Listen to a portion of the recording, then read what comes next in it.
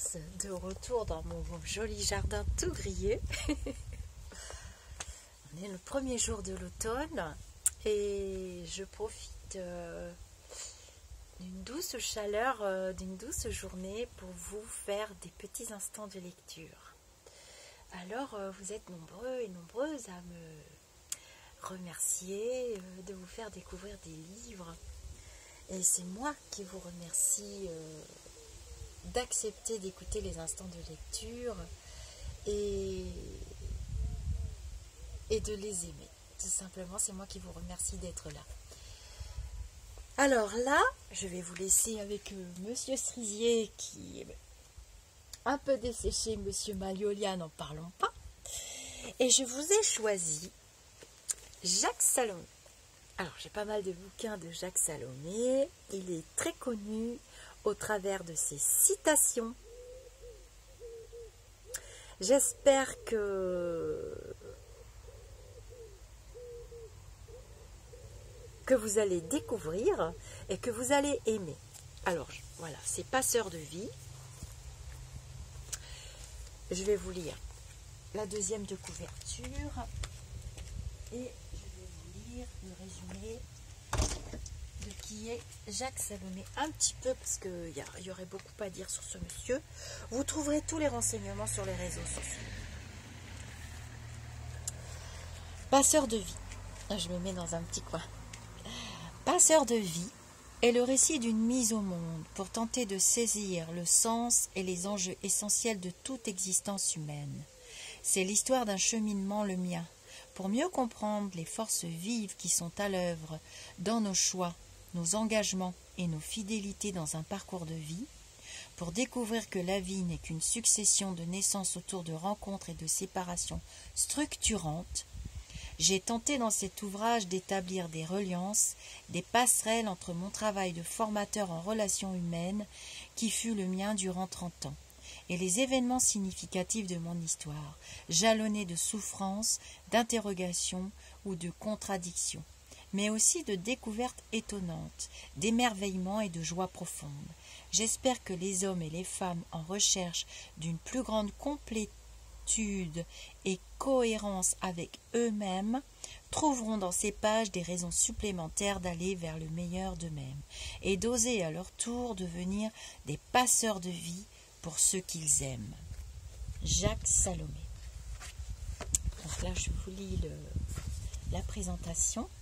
Psychosociologue, Jacques Salomé compte à 67 ans. Alors, 67 ans, à la date de la sortie du livre, c'est marqué 2002, donc je sais pas trop, on me l'a offert. On me l'a offert en 2003 ou 2004. Bon, enfin, voilà. Bon, vous irez voir sur Internet. À 67 ans, près de 40 livres pour la plupart consacrés à la communication au sein du couple et de la famille, notamment « Parle-moi », J'ai des choses à te dire, 1982. Tais-toi quand tu parles, 1991. Et Papa, maman, écoutez, moi vraiment, 1996. Dans le prolongement de son expérience de formateur, il a publié plusieurs ouvrages devenus des manuels. Relations d'aide et formation à l'entretien, les mémoires de l'oubli, ainsi que des ouvrages grand public qui posent les bases d'une réflexion pour un enseignement possible de la communication à l'école, parmi lesquels « Si je m'écoutais, je m'entendrais ». Alors, je l'ai lu aussi, je vous le conseille, surtout pour les personnes qui travaillent dans l'enseignement. 1990, et pour ne plus vivre sur la planète Terre, T-A-I-R-E, 1997. Son approche concrète et pragmatique, servie par une expression simple et imagée, lui vaut la faveur d'un très large public qui a porté son intérêt tant à ses livres, traduits en 27 langues, qu'à ses conférences. Depuis 1997, il se consacre également à son œuvre romanesque et poétique. Père de 5 enfants, Jacques Salomé vit à Roussillon, en Provence. Passeur de vie. Rencontre avec Marie-Solène. Un communicant et surtout un passeur d'émotions, de liberté, de rire et larmes. Un transmetteur d'interrogations. Un communicant est aussi à sa façon un agent de changement pour un monde meilleur. Un communicant n'a pas besoin d'autre chose que d'entrer dans le cœur d'un autre communicant. C'est le plus bel endroit pour vivre une relation. Jacques Salomé. Prologue. Combien sommes-nous à piétiner sur les rives boueuses du fleuve des habitudes? Combien sommes-nous à rêver de nager, mais à ne jamais dépasser la zone de protection, à ne faire que marcher de long en large, là où l'on a encore pied? Combien sommes-nous à pleurer sur le bord, paralysés par la peur, englués dans nos contradictions, parfois envieux, parfois infiniment désespérés, toujours immobiles? Combien sommes-nous à ne faire que regarder l'autre rive du fleuve de la transformation, retenus dans le dos par les 1000 besoins et angoisses de nos proches, désarmés par la pancarte qu'ils ont besoin de planter sur notre chemin, baignade interdite, danger.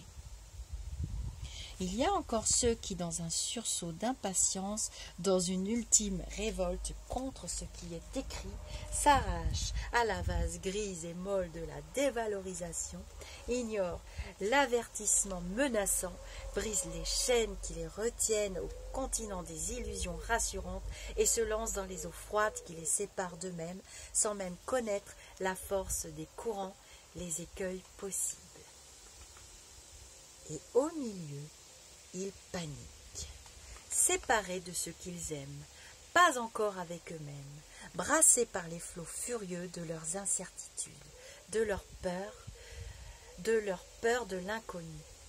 Il arrive qu'ils se noient ou reviennent à leur point de départ avec dans le cœur le parfum délétère de l'impuissance et les fragrances sournoises de la rancœur et du ressentiment.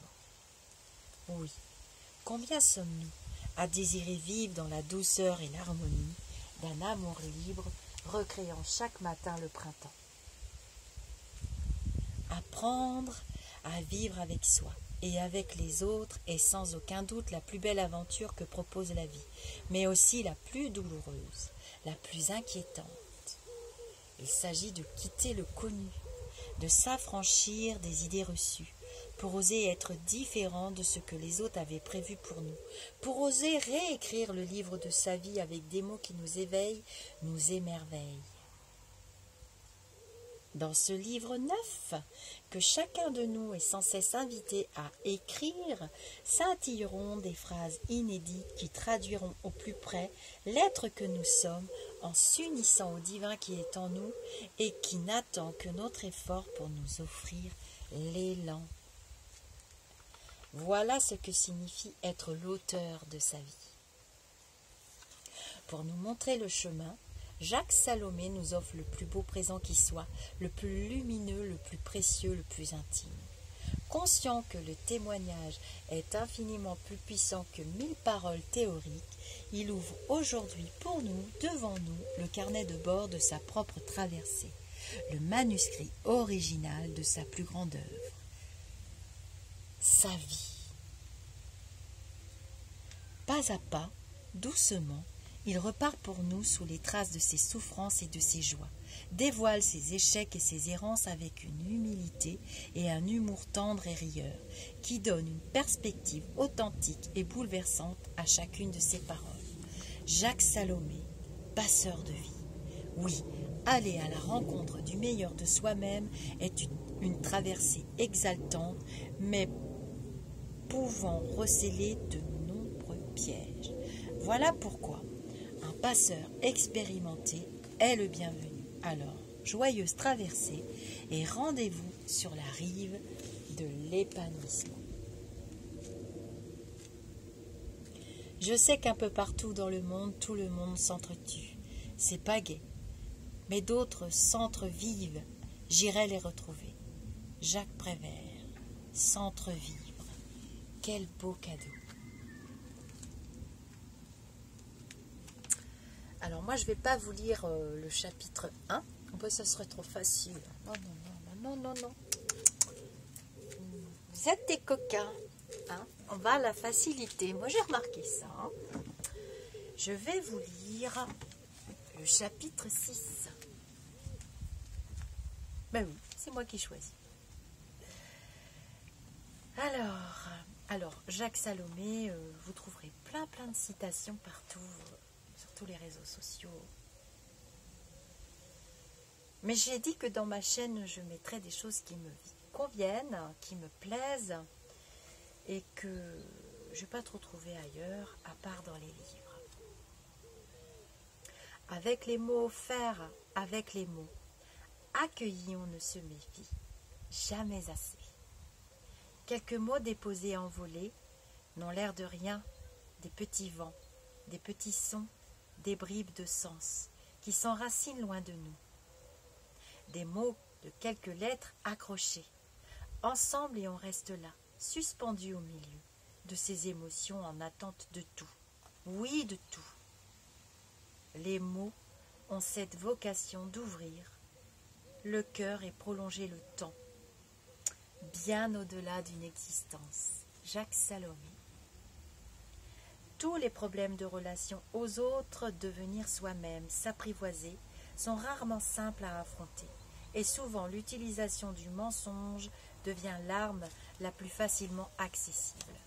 Le mensonge est même parfois comme une parade d'urgence face à la peur, face à une angoisse profonde d'être soi et de ne pas correspondre à ce que l'autre attend. Ce mensonge-là, l'avez-vous déjà utilisé? Savez-vous le contourner? D'abord, je dois avouer que dans mon enfance, j'ai été un grand inventeur de mensonges. Quand j'étais à l'école, j'inventais des mensonges pour mes copains de classe, afin de les sortir de situations difficiles.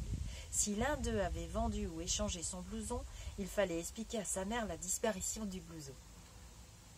Alors il me proposait et il me demandait d'inventer un mensonge. Je lui proposais de dire qu'en passant sur le pont Saint-Michel, un coup de vent d'autant avait jeté le blouson dans le fleuve, que lui et moi avions évidemment cherché à le rattraper en prenant des risques énormes, mais en vain, que l'on était d'ailleurs arrivé en retard au catéchisme, et pour cela que jeudi prochain, le curé nous prendrait 3 heures de plus. Le deuxième mensonge était tout bénéfice, car il nous permettrait en plus d'aller au cinéma le jeudi suivant. Ces mensonges que j'inventais, je les échangeais contre des billes. Comme inventeur de mensonges, j'étais très renommé dans mon école, parce que tous ceux qui avaient besoin d'un mensonge qui fasse vrai savaient qu'ils pouvaient m'en demander un sans crainte de se trouver confondus ou en mauvaise posture. Vous étiez vraiment doué? Oui, je crois que je l'étais. Vu le succès et la quantité de billes que je recevais, pour être cru, un mensonge doit paraître vrai. D'ailleurs, une fois, j'ai fait un mensonge qui s'est avéré tellement vrai, réellement vrai, et j'ai dû en rembourser le prix, à savoir 5 billes. Un de mes copains ne voulait pas faire signer son carnet de notes, et je lui avais conseillé de dire que sa grand-mère était morte, que ses parents avaient dû aller à l'enterrement, etc.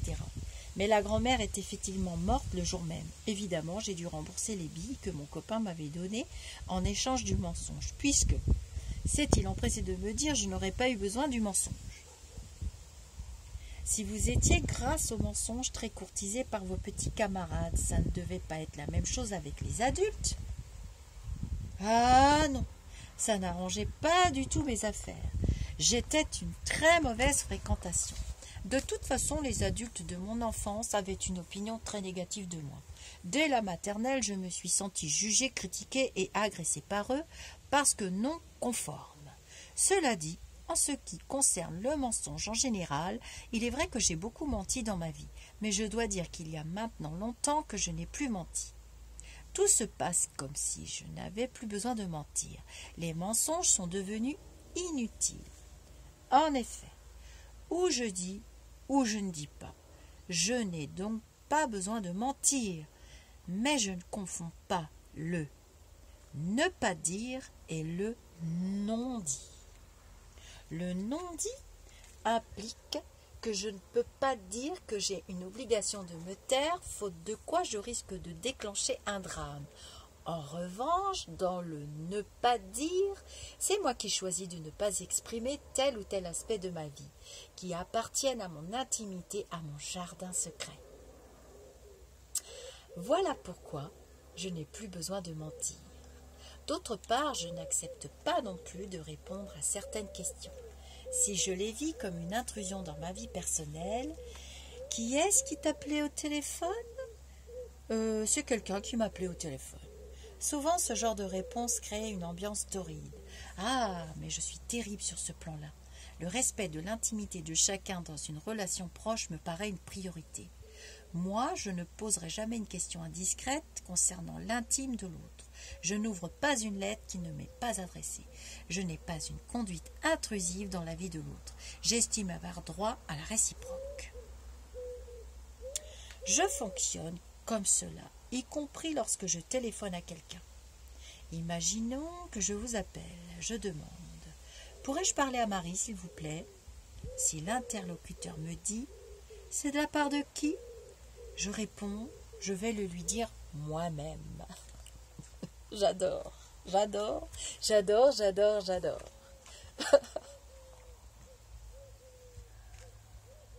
Si quelqu'un décroche le téléphone, il faut qu'il assume que ce ne soit pas pour lui et qu'il dise simplement « Je vous la passe ». Sinon, il doit se garder de décrocher. Vouloir maintenir ce genre de position, n'est-ce pas tout de même souvent une source de conflit ? Si nous sommes amenés à mentir, c'est pour deux raisons principales. Soit nous sommes menacés par la conduite ou la réaction de l'autre, soit nous voulons protéger une image de nous-mêmes, que nous ne voulons pas laisser remettre en cause par l'autre. Ce problème du mensonge rejoint également ce que j'appelle le mythe de la transparence. Nous, on ne sera pas comme les autres, on se dira tout, etc., etc., etc. Cela me paraît d'une violence inouïe. Imaginez un mari qui dise « J'ai une relation tierce, c'est merveilleux, comme elle fait l'amour, c'est le paradis, avec elle je me sens compris, équilibré, comblé. » Si c'est à sa femme qu'il dit cela, il doit s'interroger sur son propre sadisme. Cette transparence recherchée est souvent l'occasion d'une sadisation, d'une prise de pouvoir, d'une maltraitance de la relation humaine. Ainsi, par principe, j'en suis arrivée à poser très peu de questions car je considère que le questionnement est fréquemment intrusif. Et je ne réponds pas aux questions sur lesquelles je souhaite ne pas entrer en matière. Ainsi, je n'ai pas besoin de mentir. Si je suis amenée à vivre quelque chose dans ma vie personnelle, je n'ai pas besoin d'en parler. Cela appartient à la relation. Là où elle se passe et uniquement dans cette relation. Je tente d'être cohérent, parce que j'enseigne qu'il ne faut jamais mettre dans une relation ce qui appartient à une autre. Si une femme est mariée et qu'elle a une relation avec un autre homme, aux questions que son époux lui pose, elle peut ne pas répondre. Elle n'a pas besoin de mentir et confirmer chaque fois. Je n'entre pas en matière sur ton questionnement. Il ne concerne pas notre relation. Si par contre tu veux me parler de ce qui se passe entre toi et moi, cela est possible. Si tu veux me parler de toi, si tu veux me dire que tu es inquiet, angoissé, que tu as peur que notre relation soit menacée ou que tu soupçonnes que quelqu'un prenne trop d'importance pour moi, là je peux t'écouter. Si tu me parles de toi, j'écoute et j'entre en matière. Mais si tu veux me parler ou me faire parler de ce qui se passe dans cette autre relation qui serait censée se dérouler ailleurs, je n'entre pas en matière. Bien sûr, dans un premier temps, un tel discours peut paraître insupportable à l'homme, surtout quand il découvre ainsi que ses conduites de contrôle, d'appropriation ne fonctionnent plus. Ces expressions « je n'entre pas en matière » ou « je ne réponds pas à une question qui ne concerne pas notre relation » font fréquemment partie de mon vocabulaire. Le problème est ailleurs. C'est que la plupart des gens qui posent des questions ne sont pas capables de gérer les réponses qu'ils ont déclenchées. Je me souviens que lorsque je faisais de l'accompagnement d'adolescents, nombreux étaient ceux qui me disaient « Je ne peux rien dire à ma mère. Quand elle me demande si ça va bien à l'école, je lui réponds toujours « Oui, oui, très bien ». Je ne peux pas lui dire que j'ai eu un 5 en géographie, que je me suis disputée, etc., etc., etc. Ça l'angoisserait tellement que je préfère mentir. Et sauver ma soirée. Surtout si la journée a été épouvantable.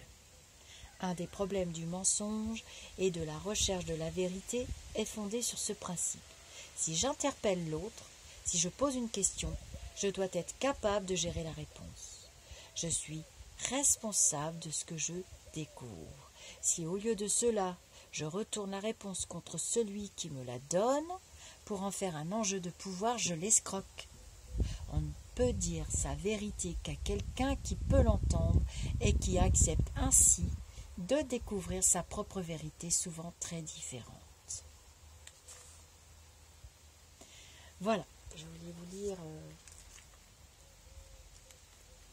ce petit instant de lecture qui m'a beaucoup parlé, surtout lors des consultations que je fais, peut-être mes collègues aussi sans doute.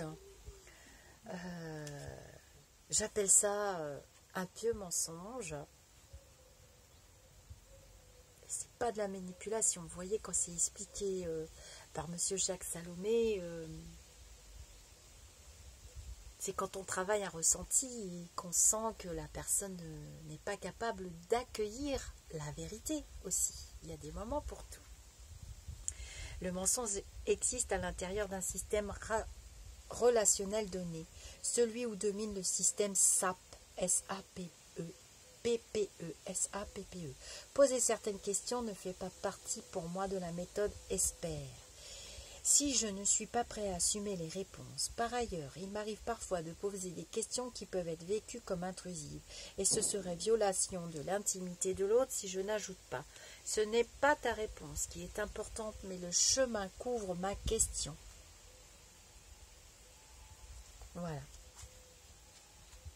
Je vous ferai d'autres petits instants de lecture. Je vous lis juste un tout petit dernier paragraphe. J'ai sauté le milieu parce que bon, vous lirez vous-même si vous voulez. C'est page 248. Certains mensonges sont aussi utilisés pour protéger une personne. C'est ce que je viens de vous dire. On le voit notamment dans le cas de personnes gravement malades. Qu'en pensez-vous? J'associe cela à des effets pervers de la répression imaginaire, c'est-à-dire que j'infantilise la personne. Lorsque, par exemple, je ne la crois pas capable de supporter la révélation de son cancer ou d'une maladie grave, si j'ai cette information de la part du médecin, c'est une situation très ambiguë. Si le médecin me révèle quelque chose qu'il n'a pas dit directement à la personne concernée, je dois lui demander « Dans quel but me dites-vous cela? Que comptez-vous que je fasse de cette information? Que je sois plus attentif? Que je me prépare à sa disparition? Que je la lui révèle? Que je la lui cache? » Car là aussi le médecin transgresse une règle, puisqu'il met chez moi quelque chose qui appartient directement à sa relation avec le malade. En réalité, le plus grand problème n'est pas de dire la vérité, mais d'entrer suffisamment en relation avec quelqu'un pour entendre s'il est prêt à la recevoir, à l'accueillir pour en faire quelque chose de dynamisant.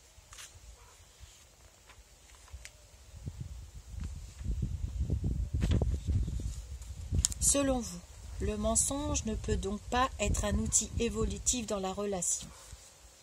Non, le mensonge est un symptôme. C'est le symptôme qui nous montre que nous sommes dans une relation de type SAP, S-A-P-P-E, une relation où la liberté de s'exprimer est trop dangereuse et risque de menacer soit l'équilibre de l'autre, soit notre propre équilibre si l'on craint en révélant telle ou telle chose que l'autre nous rejette. C'est un symptôme de protection contre une menace réelle ou fantasmée. Le mensonge est toujours une protection que l'on met en écran entre ce qu'il serait possible de se dire et la capacité d'être entendu. Pour ma part, aussi loin que je remonte dans le temps, au moins 30 ans, je ne m'entends pas mentir. Je peux préserver mon intimité en étant dans le ne pas dire et le respect de cette intimité.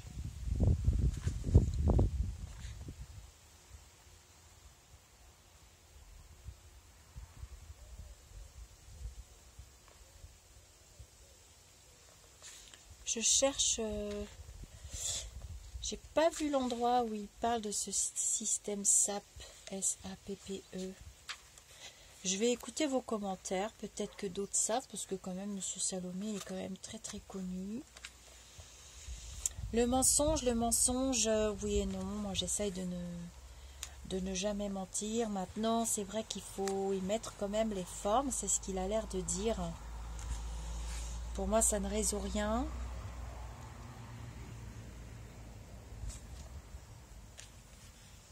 J'aimerais bien avoir vos commentaires sur cet instant de lecture par rapport au mensonge. Voilà, après, il reparle de son enfance, hein, quand il manquait pour les petits copains et tout ça. Voilà. Je vais vous dire namasté. Alors, le mensonge pourrait donc servir à préserver une intimité face à quelqu'un de trop possessif. Ah, tout à fait, dans le couple. C'est d'ailleurs la raison la plus fréquente du mensonge. Se défendre contre un questionnement trop intrusif, échapper à un contrôle, à des jugements de valeur ou à un rejet possible. Et je le répète, protéger l'image de soi.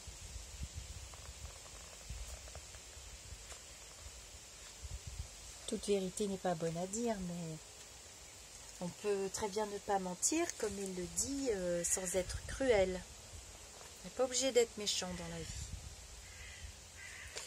Je vous fais des gros bisous, je vous dis namasté. Et puis, je vous présente un autre livre quand même de Jacques Salomé. Le courage d'être soi. J'ai bien aimé aussi ce livre. Je ne sais pas si je vous le dis tout de suite ou pas. C'est un livre, cet ouvrage de Jacques Salomé nous initie à l'art de communiquer en conscience. Il nous propose entre autres quelques repères pour exploser les zones d'ombre de notre personnalité qui nous enchaînent dans notre relation avec autrui et avec nous-mêmes. Apprendre à surmonter les violences, les blessures et les souffrances. Sortir des fidélités contraignantes et aller de la fidélité à l'autre à la fidélité à soi. Vivre les deuils successifs de notre existence et en sortir plus grand. Découvrir l'espérance spirituelle qui est en chacun de nous.